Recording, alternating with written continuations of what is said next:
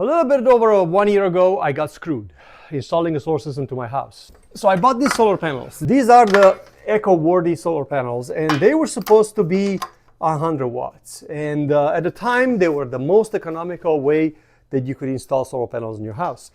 And these were two for $105 shipped to your house, and that was a great deal.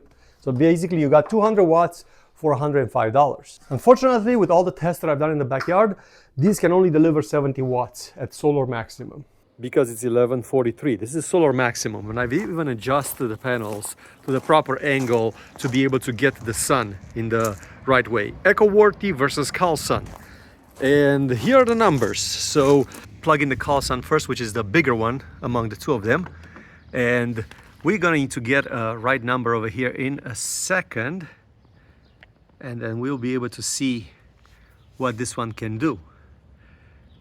And at solar maximum, we get 96, 97 watts. So it's almost hitting its maximum, which is 100 watts rated.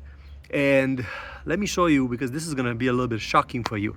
I'm gonna disconnect the Callsun. So I'm gonna disconnect the Callsun and I'm gonna plug in the eco-worthy, which I knew, because it was way too small, I knew it was not gonna be a 100 watt solar panel. Look what's gonna happen. It's gonna sync up right now.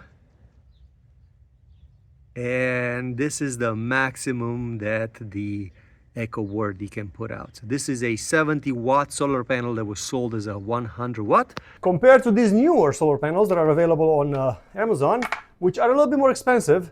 I'm gonna put a price at the bottom of the video for those people that are interested. This is a 100 watt solar panel, but this can deliver 97 watts at solar maximum here in Nevada where I live. And just by looking at them, you can clearly see that you get less here and more here. 21.5 inches of worth of cells, where this one is only 17 inches worth of cells. And obviously one is taller, so this one only gets 37.5 worth of cells, and this one gets 40 inches worth of cells. And even though there's a price difference in between them over here, I'm gonna run the math over here because actually I'm curious about the math. These were a little bit more expensive. So price per watt. Okay, this is what the price per watt is, right? Which one is better? Well, you have to look at not just price per watt, but also how much it costs you to install them, because these, even though you could fit more on the same rail, you need more gear, more hardware, more stuff to bolt them down, but these are a lot more efficient. So if you have limited space, which I did not, I have a lot of space on my roof. I don't know how many I could have fit this way, but these are more efficient. So when you're limited on space and the price is very, very close, it makes complete sense to get the more efficient one. But when they were sold both at 100 watts, and this one was not 100 watts, was only 70, then I got a little bit screwed. Well, in my case, I wish I would have had these available by the time when I got these, but unfortunately they were not, and that was the best, most clear choice, and solar prices will only drop from now on. So what can I say? I love my solar system because since I built it, it got this big.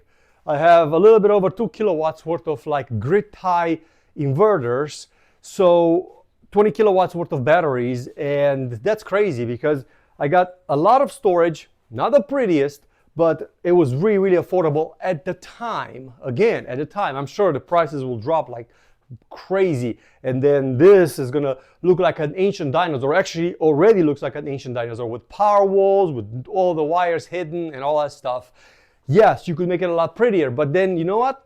Since I built it, I'm already having $1,000 worth of savings, and then it will keep saving me money for a very, very long time. So I got screwed on the solars, and why? Is because I was an early adopter. Well, at least an early adopter to the type of a technology that it was available at the time.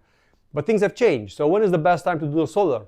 Well, I don't know, because back then it looked like the best time and it looked like the best deal.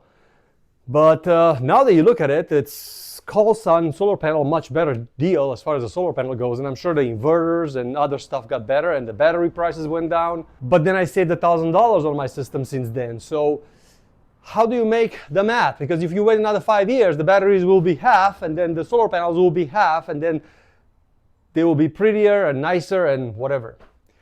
The way that I look at it is this was a wonderful toy, and I've really enjoyed every moment of playing with this thing. It's wonderful. It's the best thing that I've ever built. It was hours and hours and hours of fun of building it and watching it and maintaining it and keeping an eye on it. So do I recommend you to go that way? Yes, but don't go with the EcoWorthy. They're not worth it. Go with the Callsun. Much better panels. Thanks for watching.